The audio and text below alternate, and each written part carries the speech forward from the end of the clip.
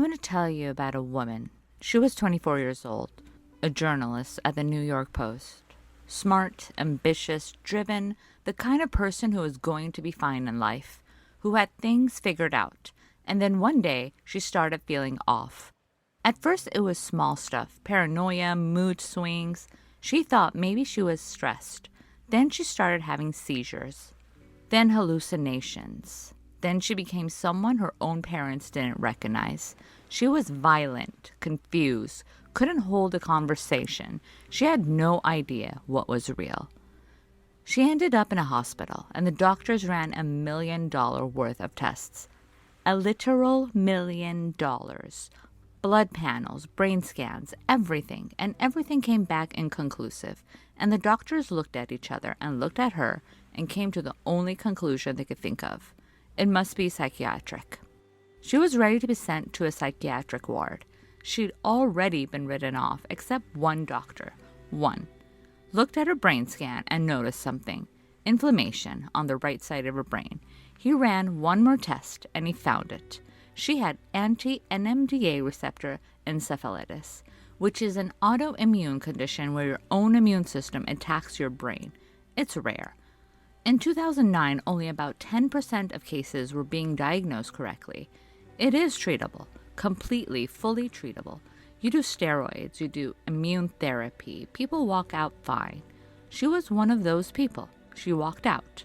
She wrote a book about it called Brain on Fire, and it sold over 1 million copies, which tells you something about how many people read that and felt seen. Her name is Susanna Cahalan, and her story is a good story because it ended okay. But here's the thing I needed to sit with. What if that one doctor wasn't there? What if nobody caught the inflammation? What if the $1 million of tests really did come up empty and they sent her to a psychiatric ward? She would have received treatment for a condition she didn't have. She would have been medicated for symptoms that had a physical cause. The actual cause would have kept progressing, and a smart, capable, functional 24-year-old would have spent God knows how long getting worse inside a system that was trying to help her and had no idea it was making things worse.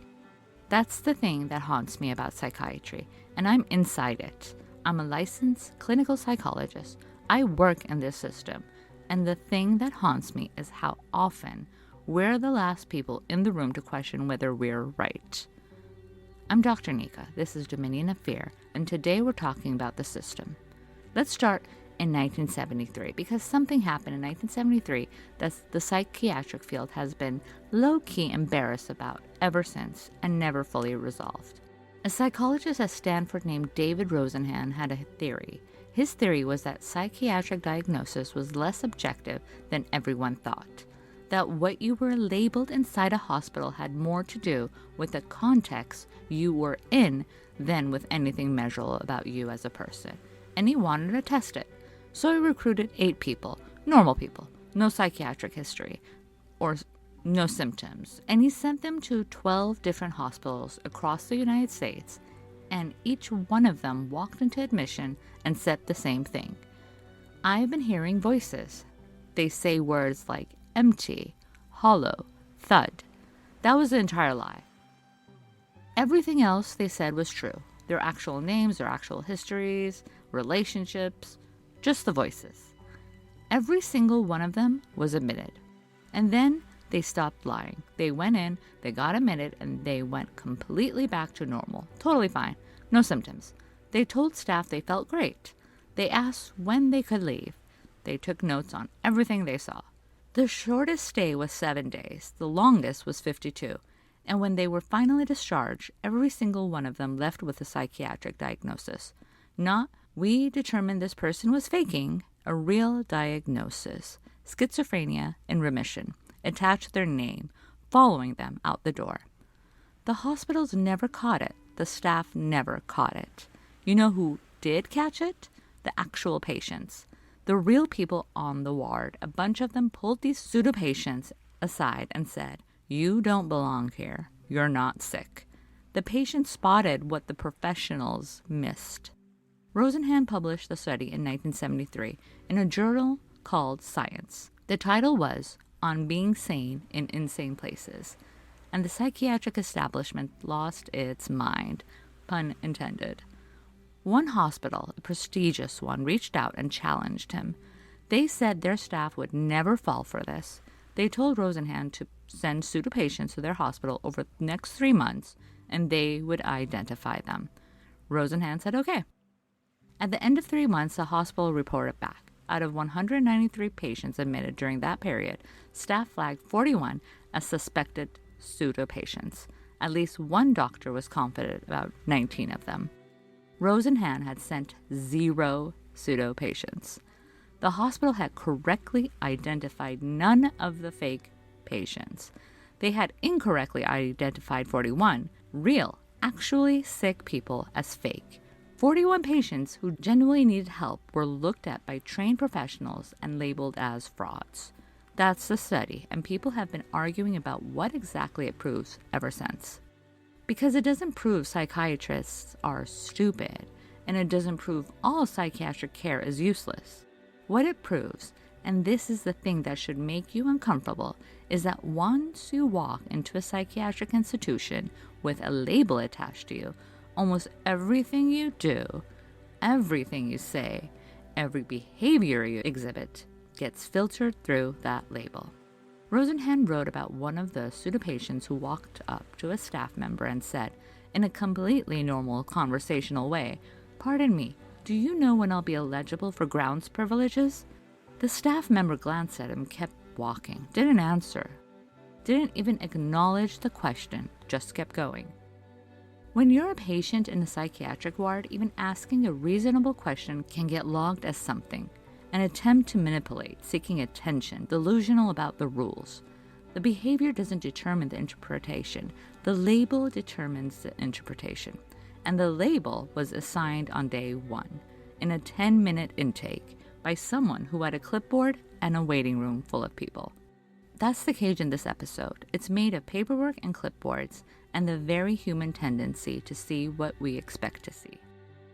Here's where it gets really uncomfortable for me to talk about, because these are my colleagues.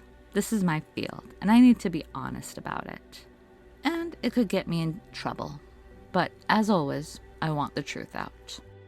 The Rosenhan study exposed something that has a name in psychology: confirmation bias. It's the tendency to look for evidence that confirms what you already believe and to discount evidence that contradicts it. Every human being does this. Psychologists do it. It's not malice, it's how the brain works. The problem is that in a hospital setting, the person with the confirmation bias has institutional authority. They can medicate you, they can restrain you, and then they can decide when and whether you go home. Once a diagnosis is in your chart, it starts to function like a pair of glasses that everyone who works with you is wearing. Everything gets seen through them. You get frustrated with staff. That's the illness. You say the system is treating you unfairly. That's paranoia. You ask to leave. That's restraint to treatment.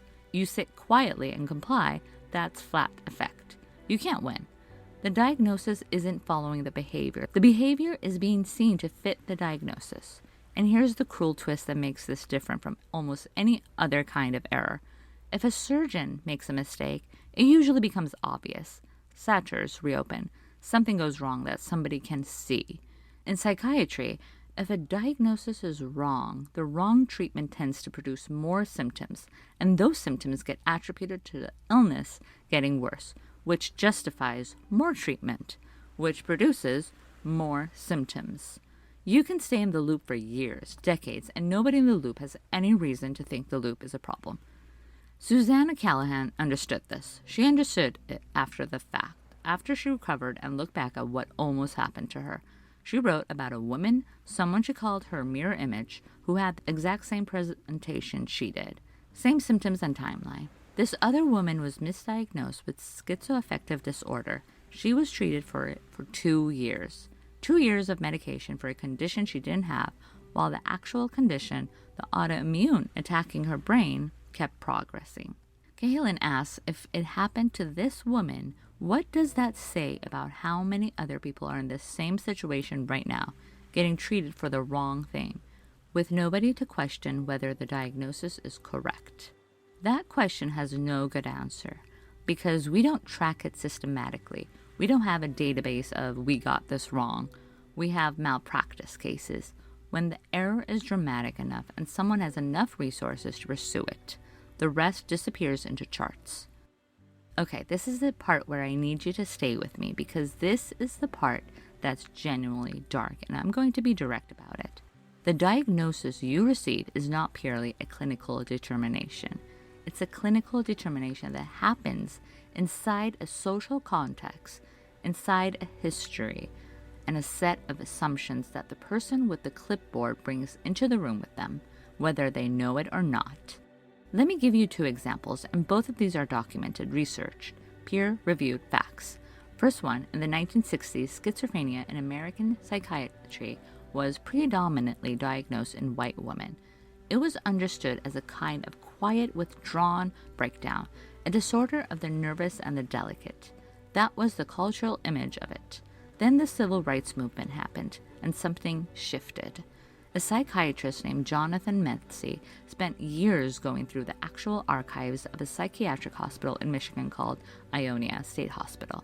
He pulled the patient charts. He looked at who was being diagnosed with what, decade by decade, and what he found was that as the civil rights movement gained momentum, the diagnosis of schizophrenia started appearing on more and more Black men who were, by their records, articulate, politically active, angry about their treatment, men who were claiming their civil rights were being violated.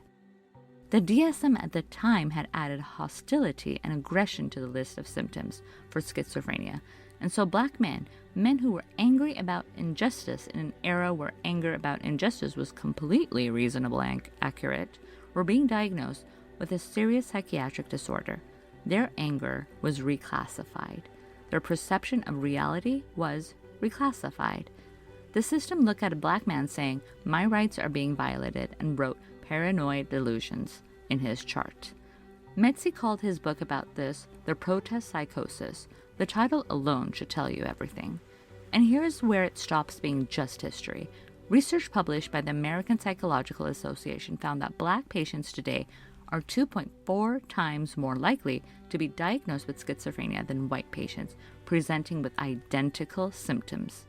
In the New York City, patients diagnosed with schizophrenia and other psychotic disorders were nearly 3 times more likely to be Black than white. And this is with white patients outnumbering Black residents in the city. This isn't ancient history. This is happening in current clinical practices in 2026 in hospitals that consider themselves progressive, with staff who consider themselves unbiased. The researchers who study this say what's happening is that clinicians are overemphasizing psychotic symptoms and underemphasizing mood symptoms when the patient in front of them is Black. Same presentation, different emphasis, different diagnosis. The difference between schizophrenia and depression or trauma as a diagnosis is enormous. It determines what medication you get, what treatment you get, how long you stay, what your life looks like after. And here's what the misdiagnosis costs beyond just the wrong treatment. Schizophrenia carries stigma in a way that depression doesn't. It changes how people see you, how employers see you, how the legal system sees you, how your own family sees you. You can walk out of a hospitalization with a piece of paper that follows you, redefines you, and is incredibly difficult to challenge, because the way you challenge diagnosis is by arguing with the system that gave it to you, and that system tends to cause arguing with your diagnosis as a symptom of your diagnosis. Second example, women, specifically women who've been through trauma. Complex PTSD, which I mentioned last episode, is a condition that develops after prolonged, repeated trauma, long-term abuse, childhood neglect, years inside a coercively controlling relationship, like we talked about in episode 1. The symptoms include emotional dysregulation, difficulty trusting people, difficulty trusting yourself, trouble maintaining relationships, chronic shame, a sense of being broken or different from other people. Those same symptoms, point for point, overlap significantly with borderline personality disorder. And women coming into clinical settings with that symptom picture are getting diagnosed with borderline personality disorder at much higher rates than the research on complex PTSD would support. Here's why that matters. CPTSD has a clear cause. It developed because something happened to you. The treatment is trauma-focused. You work through what happened. You rebuild safety. It's difficult work, but it's directional. You can get better. Borderline personality disorder is conceptualized differently. It's seen as a personality structure, something more fixed and fundamental about who you are. The social connotation of the diagnosis is brutal. I'm going to be honest here because clinicians need to be honest about this. BPD is one of the most stigmatized diagnoses in the mental health field. There are clinicians who refuse to work with BPD patients, who treat the diagnosis as a signal that the patient is going to be difficult, manipulative, exhausting. I've seen clinicians roll their eyes at BPD charts, and that's a clinical failure, and it happens. A woman who was abused for years and comes in dysregulated and struggling with relationship and self-worth gets labeled with a personality disorder that says the problem is who she is, not what was done to her, and then sometimes goes into therapy where the therapist subtly operates as if the problem is who she is, and she walks out years later with her original conclusions confirmed. She's the problem. She's the broken one. She's the difficult one. The system didn't help her. It handed her an identity that agreed with the worst things her abuser ever told her. I want to come back to Rosenhan for a second because there's a layer to that study that most people skip over when they tell the story. After the pseudopatients were finally discharged, each one of them left with their diagnosis stamp as in remission, schizophrenia in remission. And Rosenhan pointed out something that doesn't sound like a big deal until you think about it for a second. What does in remission mean for a condition you never had? It means you're fine for now. It means the condition exists in you and has quieted down. That if you ever go back to a hospital, if you ever have a hard time, or present in any way that reads as inconsistent or confused, emotional, the file says schizophrenia, and everyone who reads that file sees you through those glasses. He also wrote about something that happened during the experiment on the ward. The pseudopatients were told to get out by their own devices. Nobody was coming to rescue them. They had to convince staff that they were sane. And what they found was being sane wasn't enough. Behaving normally wasn't enough. Saying they felt fine wasn't enough. Because every single thing they said and did was being seen as evidence of the illness. One pseudopatient kept a notebook. He wrote things down, observations about the ward, staff noticed, and wrote in his chart. Patient engages in writing behavior, as if writing in a notebook is a symptom, as if the act of documenting your experience in a place that controls your life is pathological.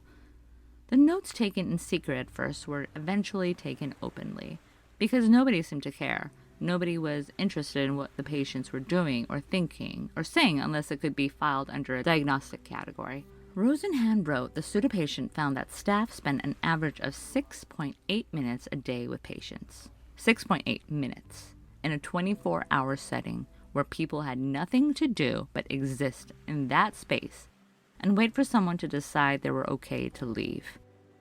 That's not staff being evil. That's a system that's massively underfunded, overburdened, running on institutional logic than individual human attention.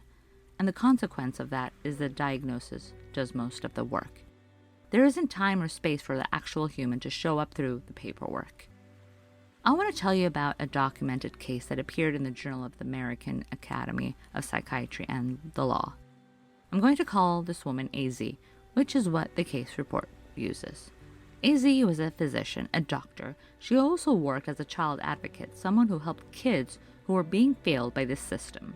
She knew medicine and about institutions. She wasn't somebody you would describe as vulnerable to the machinery of psychiatric misclassifications. And then one day, she went to a hospital emergency room for her own medical issues. While she was there, she started talking about a case she was working on, a case that involved a politically connected figure. She was describing details of real, documented abuse she was trying to expose. The ER staff decided she was delusional. They restrained her against her objections. They injected her with antipsychotic medication. She was a physician who knew exactly what was being done to her and why it was wrong, and she couldn't stop it because once the call was made, she was the patient and her objections were symptoms. She developed PTSD from the experience. Who could blame her? She spent years trying to get accountability through official channels. Every time she pursued it, her history of having been psychiatrically treated was used against her. She was the forensic psychiatrist's own case study of how a system can take someone who's entirely right about what's happening to them and turn their rightness into evidence of their wrongness. The case report ends with the forensic expert noting that his role as an expert witness was markedly handicapped by the court's prosecutorial favoritism and prejudicial attitude against such mentally ill persons. She was a doctor. She knew the system. She had resources, and in the end, she still lost. What happens to people who don't have those things? Here's the one thing I want to say that's true and uncomfortable, but it needs to be said. Psychiatric care, at its best, is one of the most important and meaningful things a human being can offer another human being. I believe that. I've seen it work. And I watch people rebuild their lives from the inside out with the help of good clinical care. I do this work because I believe in it. And the system is also capable of doing profound harm. And the harm and the help can come from the same building, the same clipboard, and the same person who generally thinks they're doing good. This isn't about bad doctors. Most clinicians got into this field because they care and aren't sitting in their offices thinking about how to pathologize someone. Most of the harm that comes out of the psychiatric institutions come from humans doing human things, seeing what they expect to see, making quick calls under time pressure, carrying biases they weren't trained to examine, working in a diagnostic system that was built by a particular kind of person in a particular historical moment, with particular blind spots that we're only slowly admitting. The DSM, the Diagnostic Bible of American Psychiatry, isn't a document that fell from the sky fully formed. It's a document written by committees, updated over decades, shaped by insurance requirements and pharmaceutical incentives, and cultural assumptions about what normal looks like. The word homosexuality was in it as a diagnosable disorder until 1987. That's not Asian history. That's the year a lot of people listening to this were born. The complex PTSD, the condition that most accurately describes what happens to people who've been abused for years, is still not in the main text of the DSM-5. It made it into the ICD-11, which is the International Diagnostic Manual. The American one still treats it as a footnote. Meanwhile, the people who survived years of abuse come into clinical settings and get diagnosed with the thing that sounds most like their symptoms. And the thing that sounds most like their symptoms is usually a personality disorder. And personality disorders carry the stigma and the "this is who you are" framing. That's the exact opposite of what someone who survived prolonged trauma needs to hear. We're still getting this wrong in documented, measurable, peer-reviewed ways, and the field is slow to fix it because changing a diagnostic system is expensive and politically complicated and requires admitting that a lot of previous diagnoses were mistakes and that a conversation nobody with institutional liability wants to have. I've been asking this question throughout the season. Does this open from the inside? The cage in this episode doesn't have a visible lock. It's made of something more subtle. It's made of the fact that once you're inside the system, the tools you'd use to challenge the system, your words, your behavior, perceptions, objections, are all already categorized as symptoms. You can't argue with diagnosis by behaving in a way that looks like a diagnosis to the person who gave it to you. The woman in the ER who said, "This is wrong, I'm a doctor, you're restraining me incorrectly," was heard as patient is agitated and restrained to treatment. The pseudo-patient who asked, "When can I leave?" was heard as disoriented, possibly delusional. The black man in the 1960s, Michigan, who said, "My civil rights are being violated," was diagnosed as paranoid. The system decided what those words meant, and the system's views was the one that mattered. That's what makes institutional control different, or the group control we talked about in episode 2. Those required a person or a community to maintain them. This one runs on its own. It's built into the paperwork and into the training. It's built into the category system itself. You could remove every individual bad actor and the architecture would still produce the same outcome, because the architecture is the problem. I want to be clear, this isn't an argument against seeking mental health. Please seek mental health care. Find a good therapist. If you need medication, talk to a good psychiatrist. The system can help you, and the system can hurt you. And sometimes it does both in the same session. And you deserve to know both of those things are true. What I'm arguing for this is, know that you are allowed to question a diagnosis.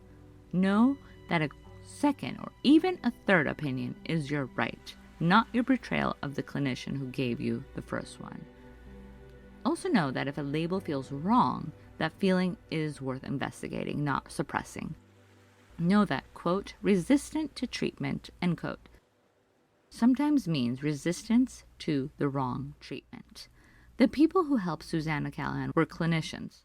The one doctor who caught the inflammation, who ran one more test, who questioned the psychiatric conclusion because something wasn't adding up, he was a clinician working inside the same system. The system didn't save her. A person inside the system paying attention saved her. That's the gap. That's what the system needs more of, and it's also what patients need to know they're allowed to ask for.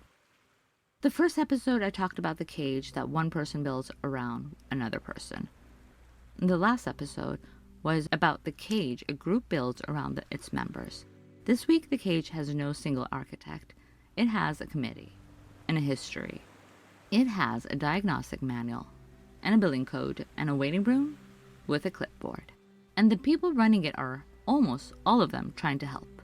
That's the hardest part. That's the part that doesn't fit into a clean story with a villain you can point to. The harm isn't coming from malice. It's coming from a system that moves fast, carries biases it doesn't always examine, and has given itself the authority to define what's real inside a person's own mind. The question I leave you with this week is the same one I always ask. Is there a door? And does it open from the inside? In the psychiatric system, sometimes yes. Sometimes a good clinician is there paying attention, willing to question. Sometimes the door opens and you walk out and you're okay. And sometimes you walk in with the brain on fire and they hand you a diagnosis that makes the fire worse. And they mean well. And it doesn't help. That gap between meaning well and actually helping that gap is the thing that this field has been trying to close for 50 years and hasn't fully managed yet. Next episode, we're leaving the building. We're going somewhere you haven't been asked to consent to enter. Somewhere with no staff, no clipboards, and no locked doors. Just a screen. Just an app. An algorithm that knows you better than most people in your life and was designed to keep you right there. If this hit somewhere, comment. Or find the person in your life who needed this episode and send it to them. See you next week.